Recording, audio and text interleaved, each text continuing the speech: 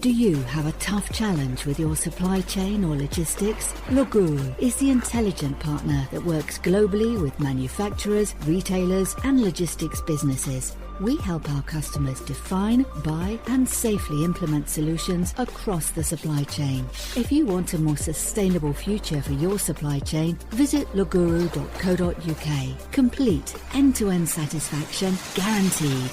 Coming up in this episode. So they're in a crisis at this point. What are they going to do? They got all their office staff to come out to the warehouse, but they had the CFO of the business was out picking boxes, and they managed to do it. They had none of their normal team there to support them. I remember I got a phone call from the CFO one night asking me a question of how to run a manifest. They managed to fumble their way through it and kept the lights on. The Logistics Collective podcast is a series focused on the logistics industry, where there are many incredible stories to be told. We'll be speaking with those who've worked and are working within the industry today. What have been their experiences, good and bad, since joining, and would they recommend a career in the industry to others? Here's your host, Malcolm Pope. Hello and welcome to this episode of the Logistics Collective. Within our podcast, we sometimes focus our attention on really interesting and novel innovations within the industry. And today I have something exciting to discover with you.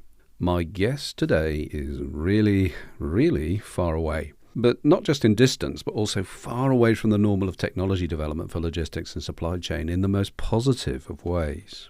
The distance is 17,000 kilometres away, or 10,570 miles.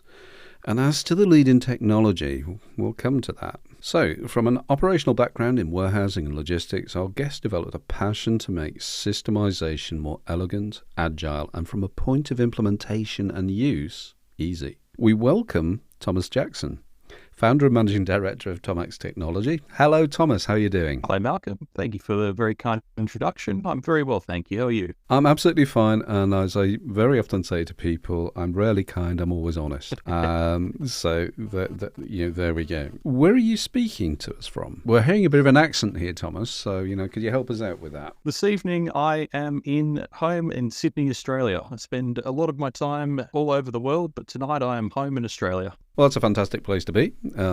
Certainly Sydney is my favourite city in the world, without a shadow of a doubt. I still want to come back, and it's been all too long. You're welcome anytime. Thank you very much. I'll take you up on that. But when did you first become interested in logistics and supply chain? That's a bit of a big question. And I've got to go back I've got to go back a little bit before then to sort of set the scene a bit. So originally I had a very strong interest in electronics and engineering and all of those sorts of pursuits. So I originally started studying electronics engineering, and I fell into running a warehouse. And I don't think any of us ever wake up in the morning and decide we're going into operations. I think we all fall into it one way or another. And Nope. I like to say that we were doing everything wrong. So to set the scene, this is about the mid-2000s. And by that point, you'd think there'd be some technology running an operation. Well, we had none of that. On each desk, you had 4 computers. On the first computer, you'd print out your purchase order. Then you'd turn to your second computer and key it in to get your invoice. You'd turn to your third computer to get your freight labels. You'd turn to your fourth computer to get your retail SSCC labels. You'd put a paperclip on the top and hope and pray that the warehouse got it right once it went outside. And occasionally they did. But that was, to me, where I first came into operations. We're still doing handwritten consignment notes. We had no idea what was going on.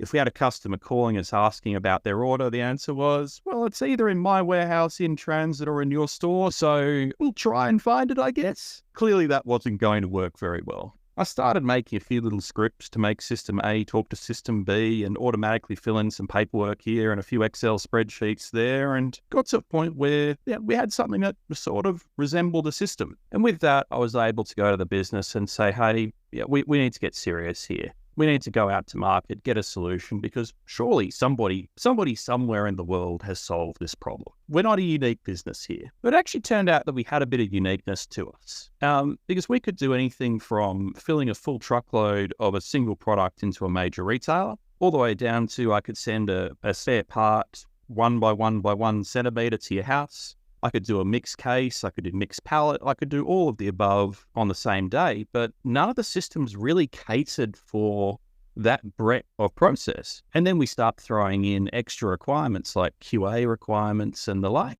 And we just couldn't find something that was going to be able to do what we needed, at least not without an enormous amount of customization and cost. So I said, fine, I'll build it myself. So I did. And originally, none of this was meant to be a product that was going to be marketed. It was all just to solve my own problem. But more and more people saw it and said, hey, this is all right. Can we buy a license to it? And fast forwarding to today, we're now all around the world. So when you say all around the world, give me a view of the geographic spread. Sure. So obviously we do a lot of work in Australia, being our home, where we've got offices dotted around the country, but we also have wholly owned subsidiaries in New Zealand, Singapore, US, Canada, and the UK. Okay. And in terms of, and maybe this is rushing ahead a little bit, if we were looking at what a typical customer of Thomax might look like, and is there such a thing as a typical customer? Give us some idea what they look like at the moment. You're right. There is no such thing as a typical customer. The closest thing to a typical customer for us is somebody that has some complexity to their business, which frankly is everybody out there these days. So we've got businesses that's everything from a one-man band operating out of a tin shed through to large multinational corporations. We've got clients that the biggest piece of technology they have is a 10-year-old RF device that they walk around the warehouse with. We've got customers with multi-million-dollar robotics and automation systems that we're controlling as well. So, and that's all. It's important to note that that's all with one product. It's not that we've got multiple different products or anything like that. It's all under the one product that can have the modules swapped in and swapped out to suit whatever each client requires. So clearly, your product is hugely adaptable and scalable. Yeah, we like to describe it as a series of Lego bricks. So it means that when it comes to building the system out for a client, instead of we've got to go back to square one each time, or it's very rigid, we just start saying, okay, well, this client needs this brick and this brick. So for instance, nearly every client will need the inventory brick because most clients will want to manage inventory in their warehouse, although there's some that don't. On the other side, less clients would have the robotics and automation brick because they don't need it. But it's always sitting there so that if one of those clients who doesn't have it in the future decides they do need it, we can just pull it out and clip it in. So I just wanted to say that there are other toy building bricks available. And I've heard you use this comparison before, and it just really struck me as that, you need to have your own toy building bricks, your Thomax building bricks, that you can actually say this is how it all links and fits together. I want to reverse you back a bit. So Cool. There you are. You're working within a warehousing environment and you're going, hell, why does this lot not communicate together? And you then decided, I'm going to innovate, I've got it fixed. And then somebody else comes and has a look at it and says, I want some of that. And you begin to roll. But what was the key breakover? Was there a key breakover that said, "Hey, I'm now going to start my own business. I'm going to be founder and MD of it, and let's go ahead"? Yeah. What was your motivation? Look, I'll admit one of the very big motivations was that one of the people who saw the software in action was one of the senior leadership team of Australia Post, so our equivalent of your Royal Mail. When you have people like that coming and knocking on the door, you start to realise that you're probably heading in the right direction with the product. It would certainly seem to. And I know you've got some very interesting stories to tell around that, and almost you've been very, very kind to share, I guess, some forward development. It's always nice to talk to a business that has got, if you like, a pipeline of innovation that is coming along, and that they're willing to come and talk to you about. I'm not suggesting that we're going to, we're going to reveal anything during this meeting, but nevertheless, please be assured that there's some damn interesting stuff coming down the line. It certainly is. So let's sort of bring us back to, let's talk about the legacy warehouse management systems, of which we know there are many and multiple. And do you feel that the problems that we have needed to solve in the supply chain have really changed since the initial development of warehouse management system software? And I guess, do you think they're going to continue to change, and will that rate of change accelerate? I think the answer to that is certainly.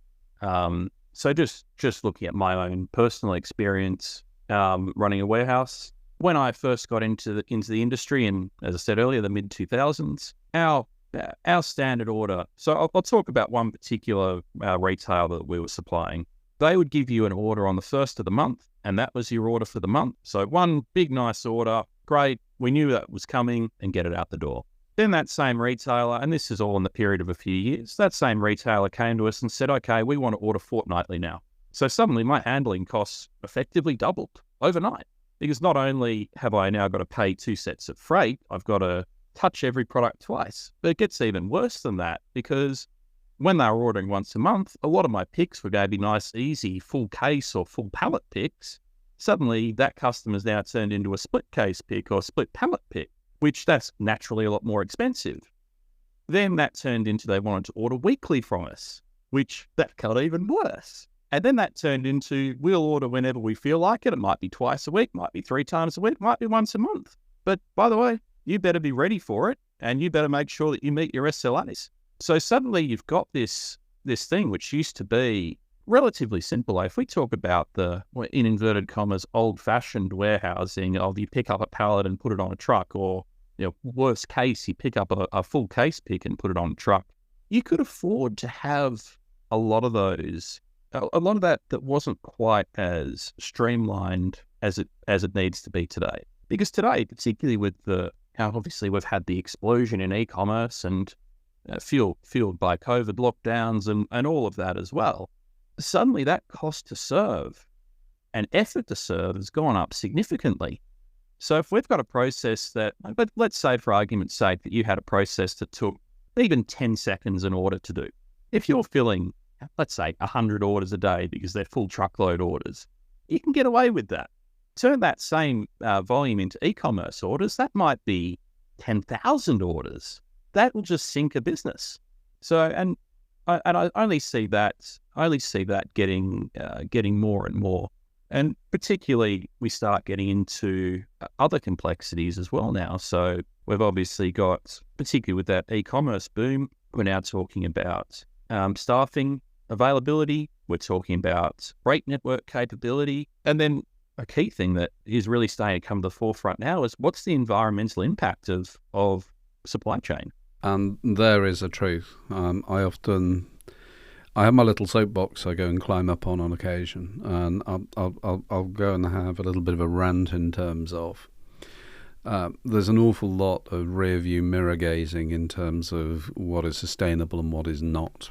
And for me is, if you're serious about sustainability, and even if you're serious about having really happy employees and happy people, those are the algorithms that should actually be in the core systems, as well as the normal ones, which, I've got to be legally compliant. There's some notion of quality or service within there. And of course, perhaps the true position is cost or maybe value, but mainly cost. Of course, the unifying driver of all business. Yeah. Yep. I think it should be the result of doing everything properly. I've always subscribed about, if you do everything in the right way, you'll get a right and good profitable result. But I'm occasionally lonely on that. So, what Thomas? What do you think differentiates the solutions that Thomax provides from your longer established competition? Yeah, so I'll start with the operator experience. I'll move sort of towards the back end from there. So Sure. The key thing is, it astounds me every day that a lot of the systems that are going around are still the old-fashioned green screens.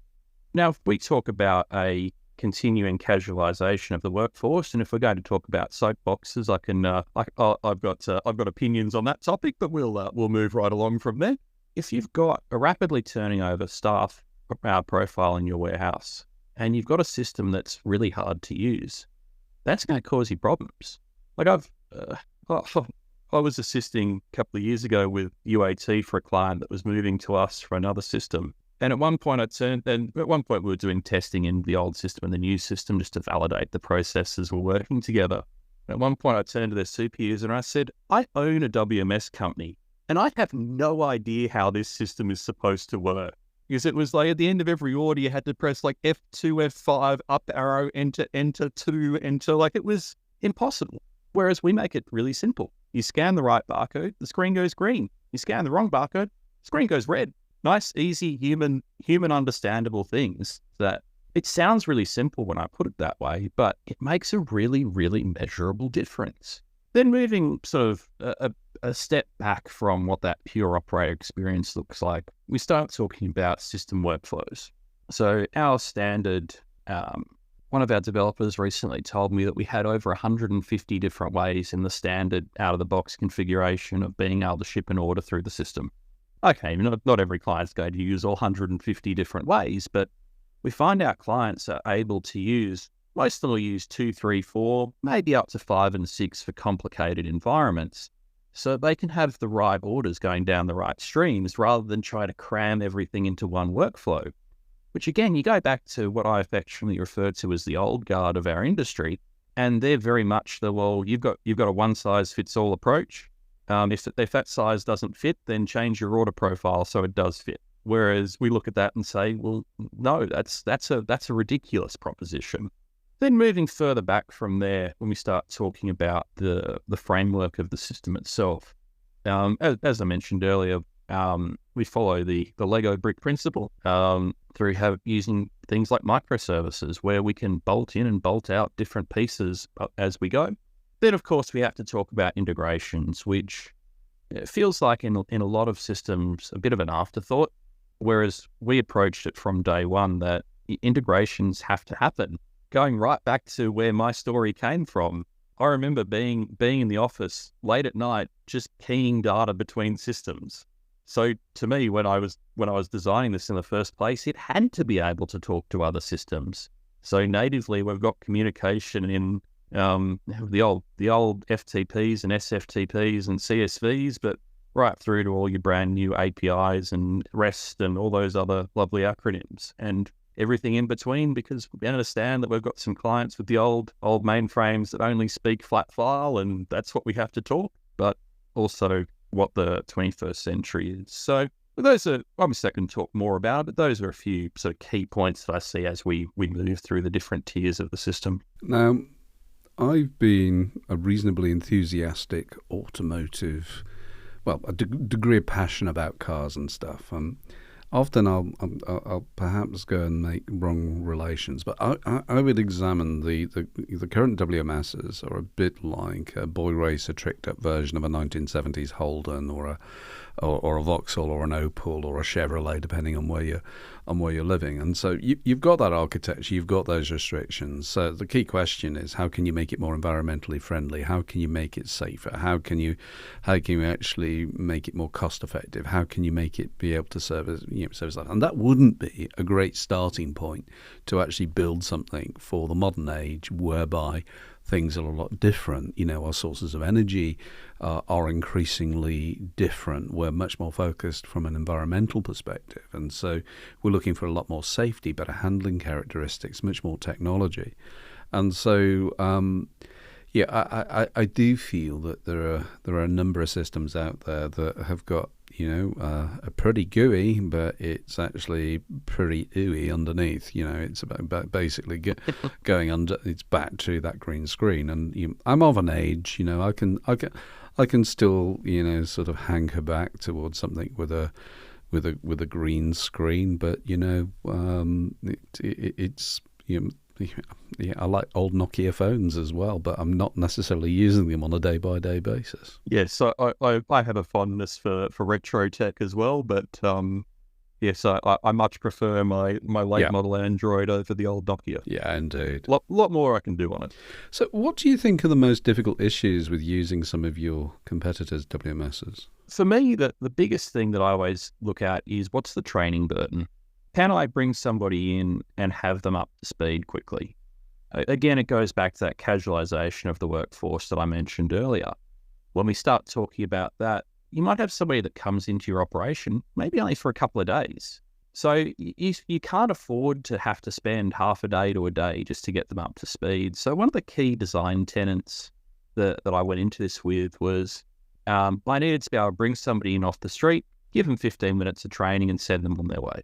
Okay, they're not going to be a super user in 15 minutes, but they're going to be able to competently carry out the task that I need them to carry out. And there was a fantastic example of this in early COVID days. Feels so long ago when you say it that way, doesn't it? We had a client of ours that they'd run about 60, 70 people in a shift, and their warehouse, several team members of their warehouse all came down with COVID, and the health department shut the warehouse down, told everyone not allowed to come back for a week. Now, this is a name, but if I was to say it, many people would know it, but I'm unfortunately under an NDA, so I can't. But I can say it's a major apparel and sports goods retailer. So they're in a crisis at this point. What are they going to do?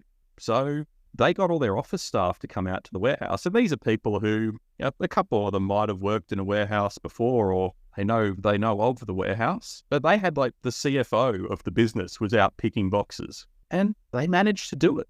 They had none of their normal team there to support them. I remember I got a phone call from the CFO one night asking me a question of how to run a manifest. They managed to fumble their way through it and kept the lights on, which I think that was a really good example of what the difference is between those training burdens. I don't think that an old guard system would have been able to translate like that. Sure. And I guess it's that pick up and go, really, in terms of the ease of use. That's something that has been deliberately designed in. And I would guess that probably comes from your operational background in terms of saying, well, okay, why are we making this so difficult? Why is the burden? Because for sure, in terms of businesses that often will be using casual or temporary labour, perhaps to come in and manage the peaks, there is a training burden of most systems, and so reducing that is positive. But also, ease of use is key, I think, to process compliance.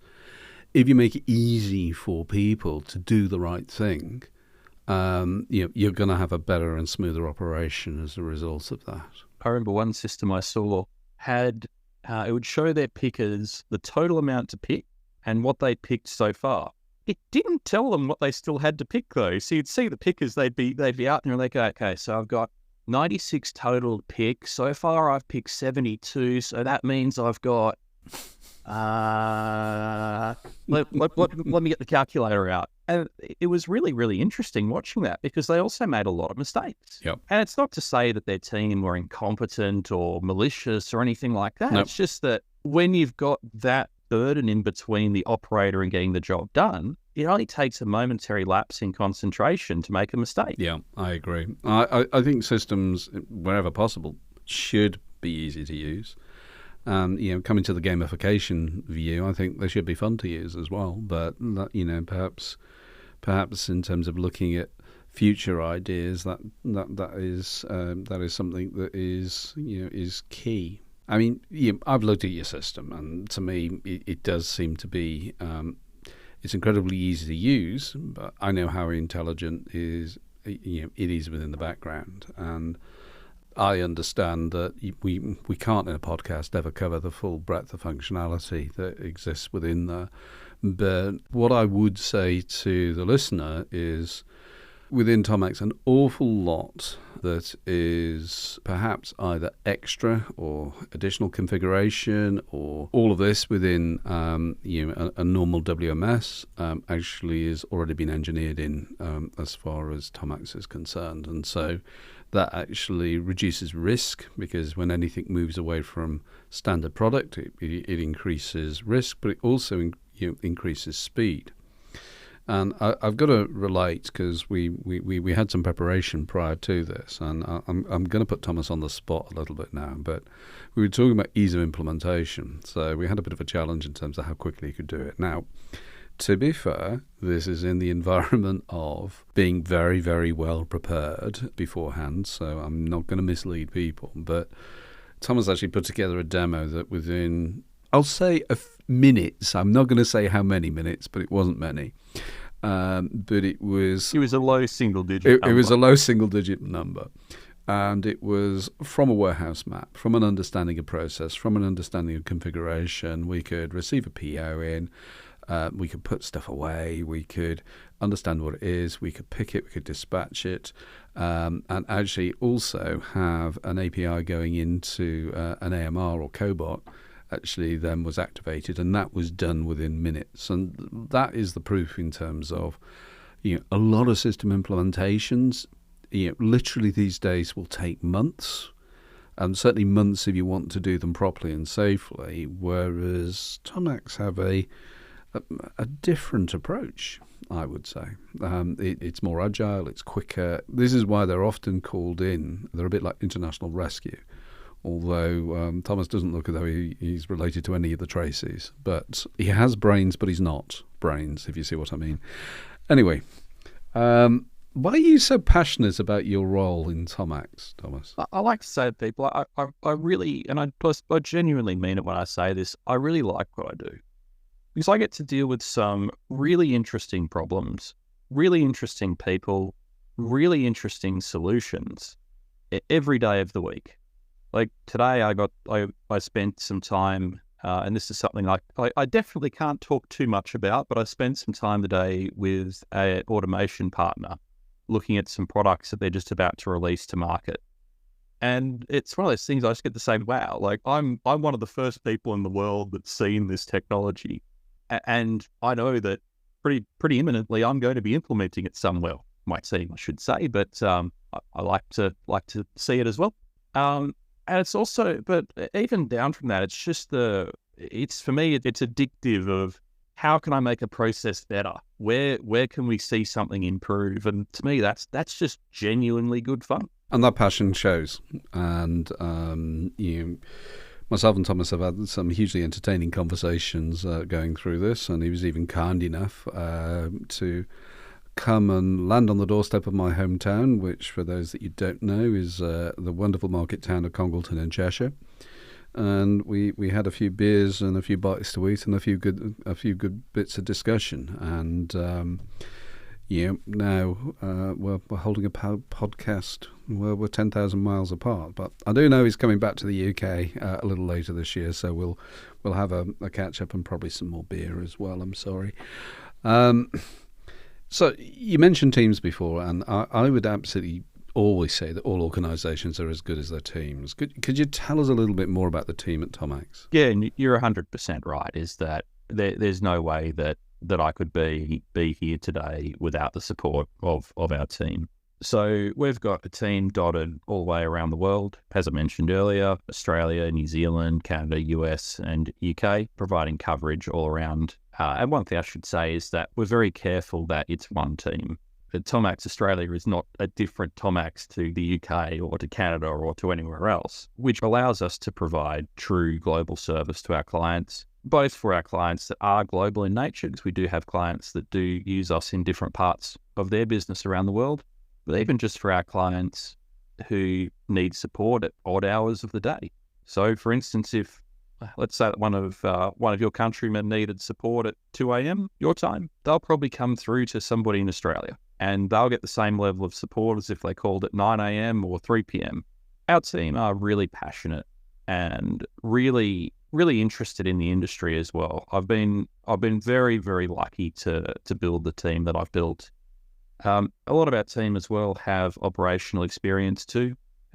Everything from our CFO ran a warehouse to 10 years. Our head of product, he ran a warehouse for 8 years. Now we've got an implementations tech who drove a truck for 9 years. So we've all lived and breathed it. It's quite common. You walk into our office and we're all sitting in there wearing high-vis and steel caps, because for us that's just what you wear to go to work. So that's something that's really one of our key secrets to success is that amazing team. And again, from previous conversations, I know they are bright. You've got the whole load of IQ. It's centred around Australia. Would have been my favourite, I think my favourite country to have emigrated to, without a shadow of a doubt. I felt proper unhappy when I left Sydney for my brief vacation, but really bright, really innovative, really focused on problem solving. And whenever you're trying to apply technology to a warehouse, you need bright people that want to solve your problems. So, Thomas, what do you see as the major challenges in supply chain currently and maybe in the foreseeable future? Because there's an awful lot going on. There certainly is. So for me, one of the key problems that we see over and over again from our clients is that their clients are demanding more. Their clients are demanding more with less, and also globally, we're seeing staffing availability being a problem, and that's I can only see that without a radical change to the way the industry operates. I can only see that increasing. Globally, there's an increasing regulatory landscape for everyone to comply with, and with good reason. I'm sure you and I could probably sit here and swap plenty of stories that will scare many listeners of things that we've seen. So, indeed. And of course, I know it's been a bit of a recurring theme through this, but what's the environmental impact? It's a matter of time before our industry has to move away from the greenwashing to actual, real, genuine action, because it's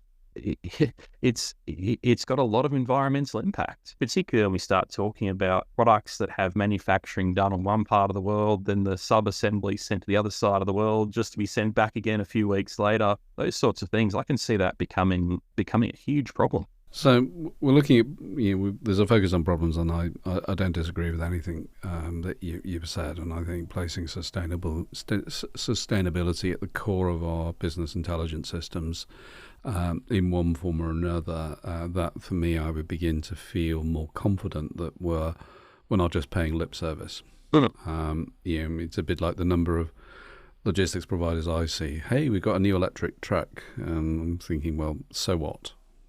Big deal. Yes. What percentage of your fleet is that truck? Yeah, and being kind to them. These are not easy calls to actually make, and I think the industry has other problems in terms of low levels of profitability, and they need to begin to be able to make the profit that would allow them to invest in future, more sustainable solutions available within the market. Are you seeing? I mean, I know you can't tell us, but are you seeing some exciting new solutions in the market? You're up at that bleeding edge, aren't you? Can you give us a hint? Yeah, we certainly are. So, some of the areas that excite me the most inside the four walls of the warehouse are around the robotics and automation space, which is becoming increasingly democratized. I remember a time not that long ago where even a basic conveyor system was the realm of the big guys. But we're seeing this become available to the mid-size. And it's been fascinating being right at the forefront of that. Like we were, to put that comment in context, by the way, we did the first implementation of AMRs to a 3PL in Australia, back at a time where you'd say AMR and people would say, huh? So that's been very exciting to be right at the forefront there. Moving outside the four walls of the warehouse, I'm seeing some really, really fascinating work being done in transport. It's a space that, frankly, hasn't innovated for, I'll be kind to them and say 20 years, but it's probably more than that. It's more. Yes, I'm being very kind, but I'm seeing some really interesting concepts coming out of that in terms of particularly things like eliminating dead loads and bringing the line haul closer to the end point so that we can reduce the final mile. So there's some very, very interesting things to come in that space as well. So getting you into your time machine and looking forward, what is your far future view of the world of logistics? Where would you imagine Thomax might be in a decade or more in the future? One thing about our industry is that it's slow to move fast.